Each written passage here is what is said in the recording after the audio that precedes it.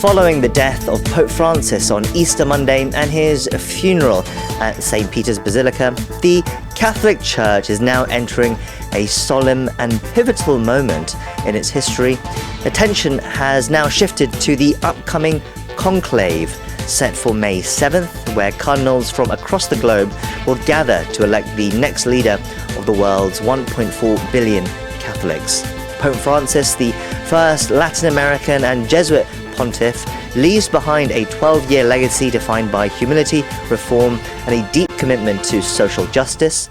As speculation builds over who might succeed him, the direction of the Church remains an open and pressing question as well.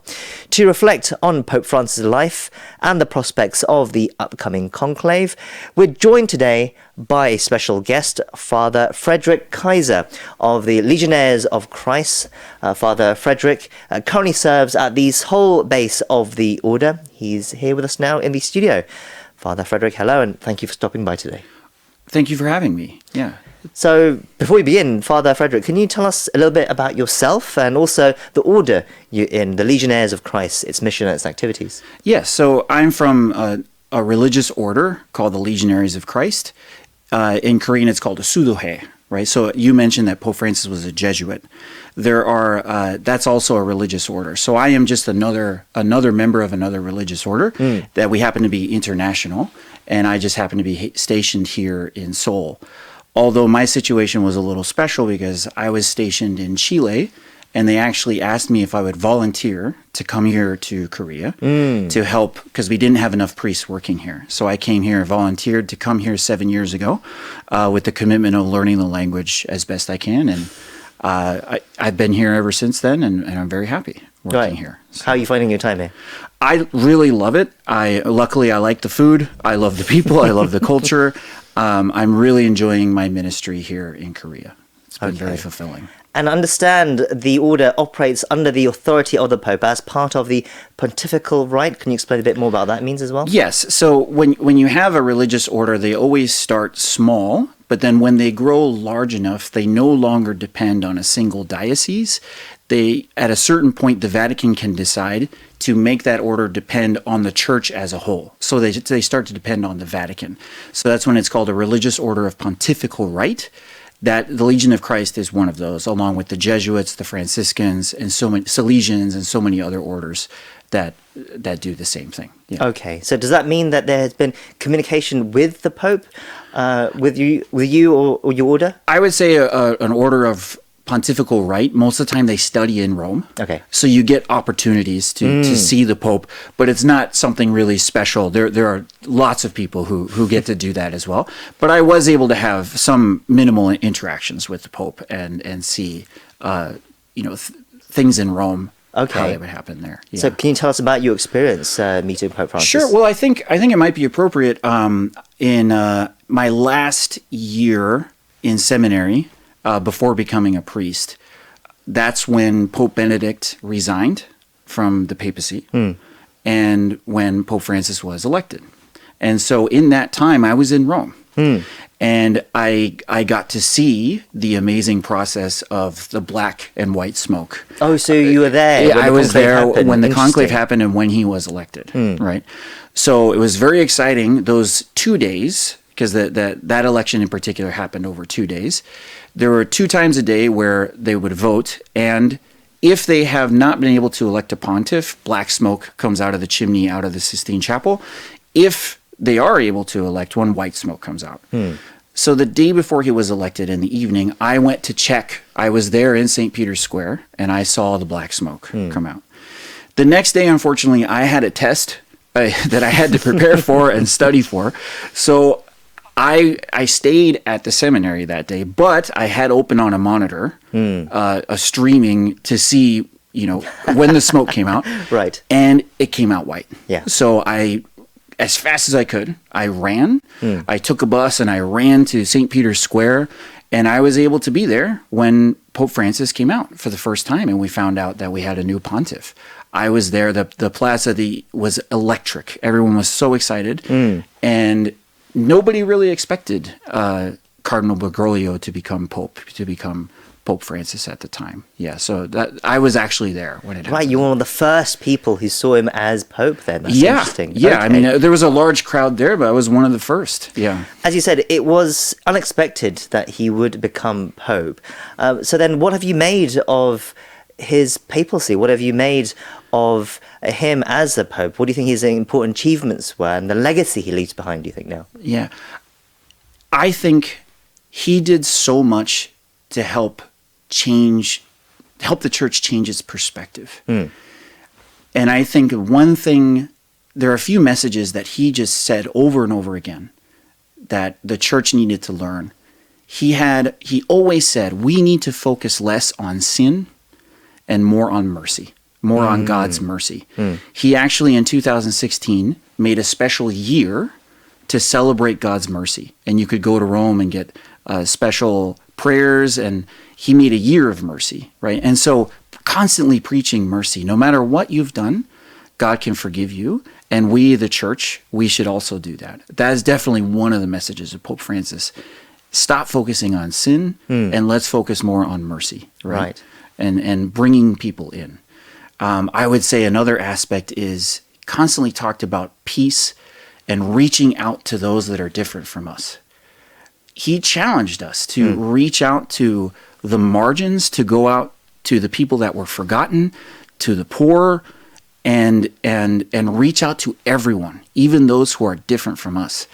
And he used many times the image of we need to build bridges and not walls, right? We need to constantly be building bridges towards those that are different from us and not walls, and reach out to other people. And then I would say probably the most important thing that he did, in my opinion, was he spoke a lot to us, to the clergy, to the priests and bishops. Interesting, okay. He did a lot of messages to us, and he spoke against something that he called clericalism, that the most important aspect of the church are the clerics, are us, right? And that's not true at all. The most important aspect that he constantly reminded us of, we're the people of God, and we are there to serve the people of God. We are there to reach out to them, right? And so he spoke to us about, you need to give better homilies in Mass. Homilies are the sermons that we give during Mass. Sure. He told us we need to make them shorter. They were too long, too theological.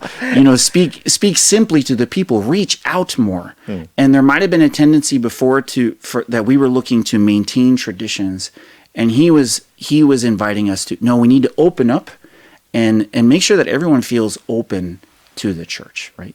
So that's what I would say were his main messages that he constantly talked about and said. Yeah. I think that last point is very interesting, because I think that's something we wouldn't hear very much of, because that's not directed at us. But I think that's a very interesting impact and legacy he does leave behind as well. Let's focus on the selection of his successor now. You explained a little bit about how the conclave worked. Could you tell us a bit more about the inner workings of that? Yeah, so basically all of the cardinals that are named throughout the world, I think right now, if I get my number right, there's a total of 200-something cardinals, 230-some cardinals that are named. But then only the cardinals that are below the age of 80 will be able to vote, although the other cardinals can go there for discussions and things like that. So there are 130 cardinals that will be going to Rome, and next Wednesday when they start, they will start the voting process. And it's called a conclave. The word conclave means with key in Latin, conclave. So there is an aspect of discretion, and they really don't want the cardinals to be influenced by politics. Okay. And for external opinions. And because in the past, sometimes, I'm talking way back in the past, sometimes there'd be some European monarchs that would try and get a certain pope placed there. So that's why it's done in this sort of secrecy. But it's also done in very much a spirit of prayer. That's why they do it in a chapel. They do it in the Sistine Chapel. Sure. I don't know if you've ever been to Rome and had the chance to see the Sistine Chapel. Thankfully I have. It's, of course, an absolutely extraordinary place. Yes. Imagine doing a very important job in front of that painting of Jesus in the Last Judgment. So I think all the cardinals are going to be thinking, I need to vote. They're all thinking and praying, what does God want? Sure. Yeah. You're saying they're not don't try to be influenced by politics. But then, what do they make their decision on? They will obviously talk to each other, and they have moments where they can talk to each other and get to know the other cardinals. But ultimately, they're going to be asking the Holy Spirit, and in prayer, what is it who do you want us to elect, right? Something analogous, I would say, when a person is trying to figure out in their life, what gives me meaning and what do I want to do in my life? There's an inner voice that you hear sometimes that says, this is what I should be doing. This gives me meaning in my life. In a similar way, I think the cardinals are going to be asking the question, what would give the church meaning right now? And what is it that God is asking of us? And they're going to be listening to that inner voice to try and hear what is it that God wants them to be. I know that's a strange way to put it, because when you're thinking about most elections, there's campaigns and there's polls and there's all sorts of things happening. This is just a very different process that's done more in prayer, and the cardinals will be praying together and sharing spiritual insights together to try and see, okay, who will best lead the church now. Yeah. That's very interesting. That also means that it might be harder to speculate about who the next pope will be, right? There has been much speculation about who will be the next pope. There have been many names that have been bandied about, but who do you think are the top contenders? I honestly wouldn't dare say. Obviously, there's always, especially in Italy, the newspapers, they always have they call them the papabili, those that could be pope, right? That's what that word means, papabili, and they always put out a list every time a conclave comes around, right?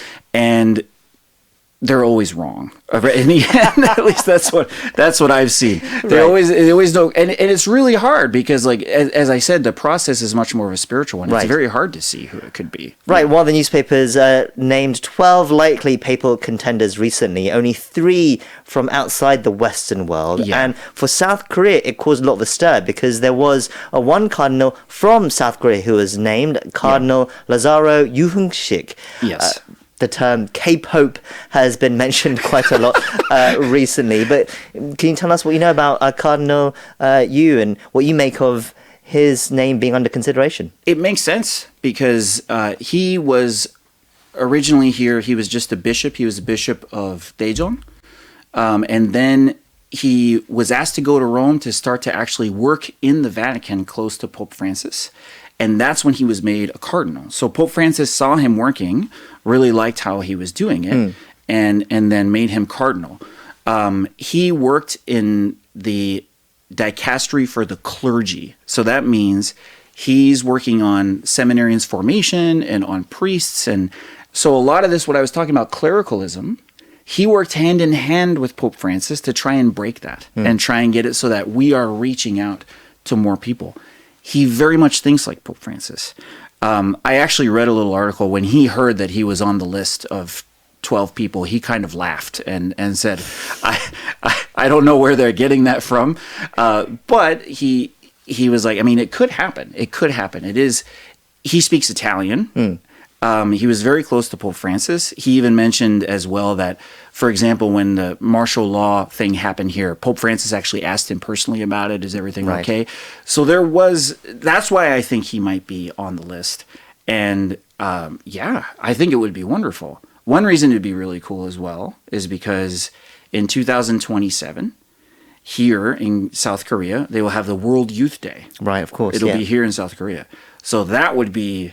It's just all speculation at this point. I'm not saying anything. But that would be an amazing thing if we had a Korean Pope for the World Youth Day. Yeah, I saw that article as well. Cardinal Yu dismissed his chances, saying, as well, like you, that the media never gets it right. But I guess we will see. When the new pontiff is selected, what do you think will be the most urgent task for him? I think it's really important that... urgent, I'm not sure, like what he'd have to do right away. But I think it's really important that he continue and let everything that Pope Francis taught us kind of sink in. I think the church needs some time to fully assimilate all the messages that Pope Francis was giving us. And another thing that this is just personally, I would like to see a pontiff who interacts with media in a way. Now, Pope Francis did this. Pope Francis did this more than any other pope ever did, right? He was even on a Disney Plus documentary. He was really great with these things. But I think a pope that would also invite the Vatican to just understand media a little bit more and interact with it a little bit more would be very important as well. Finally, Father, at this important time, is there any message you would like to give to our listeners around the globe? KBS World Radio airs internationally. What would you say to them, whether they're Catholic or not?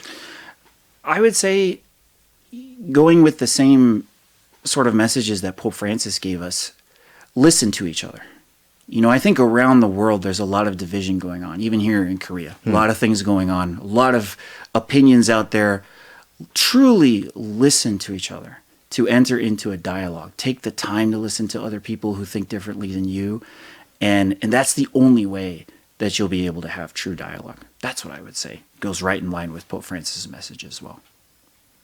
Well, on that note, we very much appreciate you stopping by today to reflect on Pope Francis's legacy and for your thoughts on what's coming next and more. We'll see what happens come May 7th. We'll leave it there. We'll be speaking to Father Frederick Keiser. Thank you once again for speaking to us today. Thank you. It's my pleasure.